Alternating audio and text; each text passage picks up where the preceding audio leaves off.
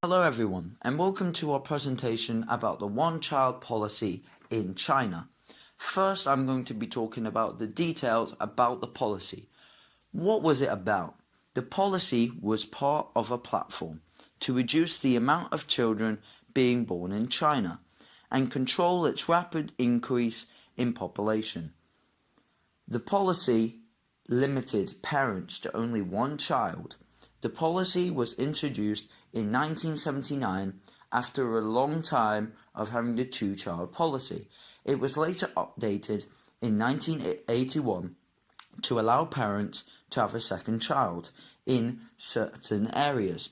Why was it needed? The policy was there to reduce the population and to stop parents from having so many children. This became a problem because the population was 970 million, which the government began to fear. Now I'm going to be talking about the benefits of the policy. The policy reduced the amount of births. Originally, it was three children per woman. Then it was reduced in 2011 to only 1.5, but it's still not enough and below the rate it is needed to have a steady and reliable population. But by reducing the amount of children born, nearly all the problems with overpopulation are gone in major cities and areas.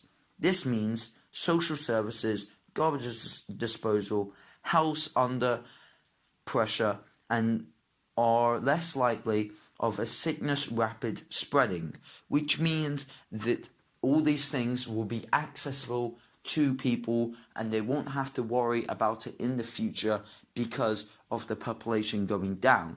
If the policy was not introduced, this would mean that it would not be reliable and they may have problems within China such as food and water and needs that they have to have, and the resources will be a lack of it. Next thing we're going to be talking about is how the policy was enforced. It was enforced by the government and they required / encouraged the use of contraception, sterilization, and abortions. In most cases, these were forced, meaning the people did not allow the government or to stop them from having the baby, but the government did it anyway. There were also incredibly large, hefty fines for violations, up to $12,800, which is bigger than the average yearly paycheck of an average Chinese person. They also had people who acted like spies and monitored who gave information about how many births people were giving. They would later take that information and give it to a person in charge of issuing fines and violations, and they would get punished accordingly. Additionally, they didn't issue a birth certificate for the second baby, which meant there were nobodies and they couldn't do anything. Then they introduced a bunch of things that were benefits for only one child, like free education and free healthcare and much more. The next thing we're going to be talking about is the disadvantages of the policy. The policy, though achieving its original goal, brought a lot of unexpected consequences which now China has to deal with. Because the Chinese policy now, children have to look after their parents and their grandparents in their old age.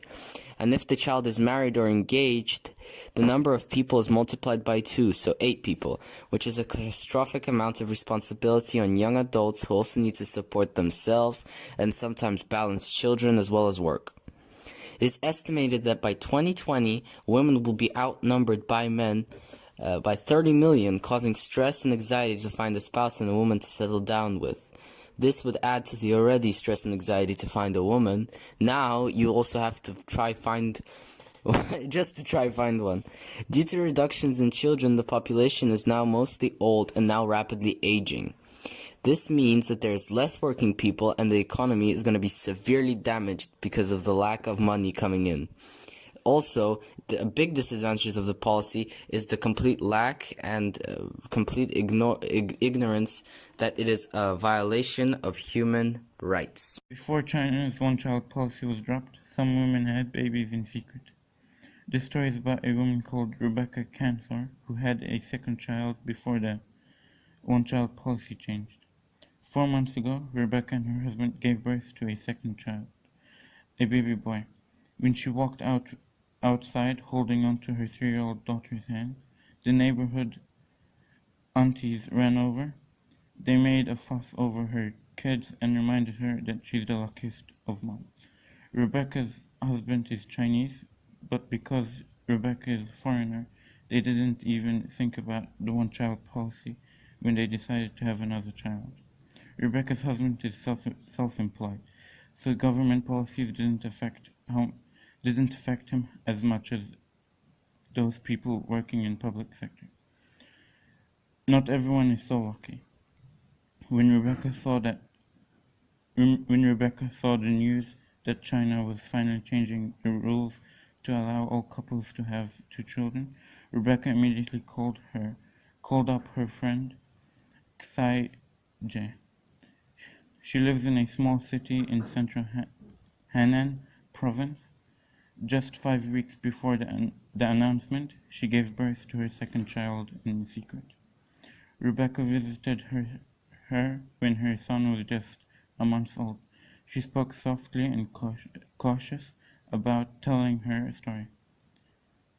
She'd grown up in a large family and always wanted a second child. We wanted our daughter to have a playmate, someone to help her if she has problems, and also our families put pressure on us. They're traditional, and they think having one child is not enough, Sayoj said. Even though girls are cherished more than before, many families still want a son.